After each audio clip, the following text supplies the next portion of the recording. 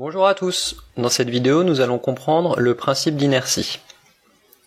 Le principe d'inertie c'est une loi de la mécanique, c'est-à-dire une loi qui relie les forces et les mouvements des objets. Alors pour comprendre, intéressons-nous à cette pierre de curling. Dans la première phase de son mouvement, la pierre va être poussée par le joueur. Elle est donc soumise à son poids, la réaction du support, qui est égale au poids mais de sens opposé, et la force de poussée du joueur. Lorsqu'on fait la somme de ces trois forces, on va trouver que la résultante est égale à F, la force de poussée, puisque R et P s'annulent. La pierre va donc accélérer de la gauche vers la droite. Dans la deuxième partie du mouvement, une fois que le joueur lâche la pierre, il ne peut plus la pousser. La force F disparaît. Il ne reste plus que le poids et la réaction du support. Ces deux forces s'annulent, donc la somme des forces est nulle. Alors ici, on a souvent envie de mettre une force vers l'avant, puisque le palais est en train de se déplacer vers l'avant. Il ne faut pas confondre la vitesse du palais, qui effectivement est dirigée vers l'avant, avec une force. Une force n'est exercée que si quelqu'un pousse le palais. Or ici, personne ne le pousse. Il est emporté par son élan, mais on ne le pousse plus. Donc la somme des forces est bien nulle. La question est la suivante, que se passe-t-il maintenant? Que va être le mouvement ultérieur du palais une fois qu'on a arrêté de le pousser? À cette question, Aristote répond que le palais va s'arrêter. Pour lui, il faut une force pour maintenir un corps en mouvement. Donc s'il n'y a plus de force, le palais s'arrête. Galilée, lui, n'est pas d'accord. Il dit que si toutes les forces disparaissent, alors le corps va poursuivre son mouvement tout droit à vitesse constante. Pour les départager, nous allons regarder cette petite animation.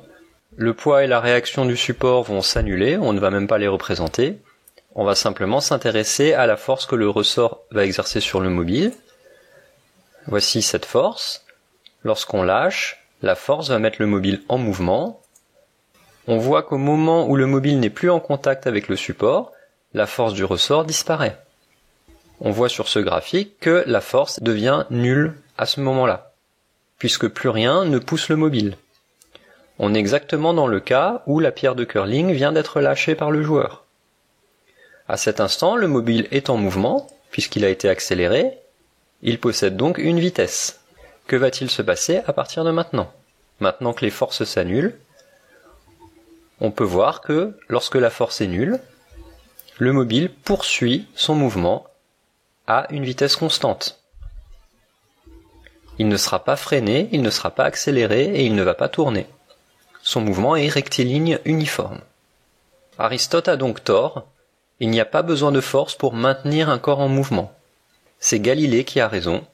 S'il n'y a aucune force, le corps va poursuivre son mouvement rectiligne uniforme.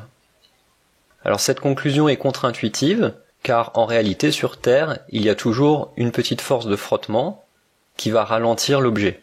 C'est pour ça que la plupart des gens sont de l'avis d'Aristote et pensent qu'il faut une force pour maintenir le mouvement. En effet, si on veut que le mouvement se poursuive indéfiniment, il faut bien annuler les frottements avec une petite force.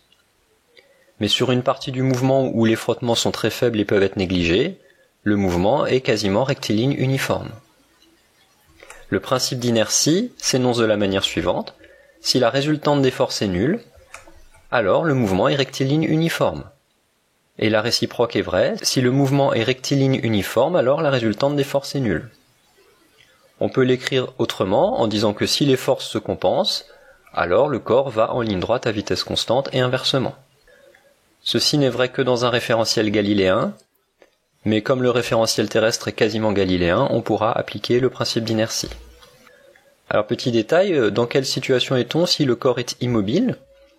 Eh bien, l'immobilité, c'est un mouvement rectiligne uniforme, de vitesse nulle.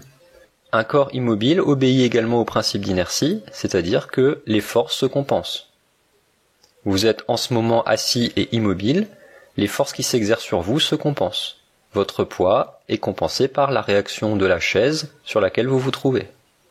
On peut réécrire le principe d'inertie en expliquant que le mouvement rectiligne uniforme, ou l'immobilité, c'est le mouvement naturel d'un corps. C'est le mouvement qu'il va adopter s'il n'y a aucune force. Et si aucune force n'intervient, le corps va conserver ce mouvement de manière indéfinie. tant qu'aucune force ne s'exerce sur vous, vous resterez assis sur votre chaise indéfiniment. Alors on peut l'illustrer avec deux petits exemples. Voici un bloc de glace posé sur un camion. Les forces qui s'exercent sur le bloc de glace sont son poids et la réaction du support. Ces deux forces s'annulent, donc tout va se passer comme s'il n'y avait aucune force sur le glaçon. Le camion va démarrer, c'est-à-dire que le moteur va exercer une force sur le camion pour le faire se déplacer vers la droite. Mais cette force ne va pas s'exercer sur le glaçon. Donc les forces vont continuer à se compenser sur le glaçon. Selon le principe d'inertie, un corps immobile qui n'est soumis à aucune force va rester immobile. En d'autres termes, lorsque le camion démarre, le glaçon reste au même endroit. Ensuite, il tombe. Deuxième illustration avec un bus en mouvement, cette fois. Le glaçon est posé sur le bus et le tout est en mouvement de gauche vers la droite. Le bus va s'arrêter, que va-t-il se passer?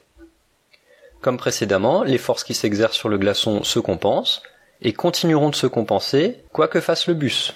Donc selon le principe d'inertie, le glaçon va conserver son mouvement quoi qu'il arrive. Il poursuit donc son mouvement vers l'avant à vitesse constante même si le bus s'arrête.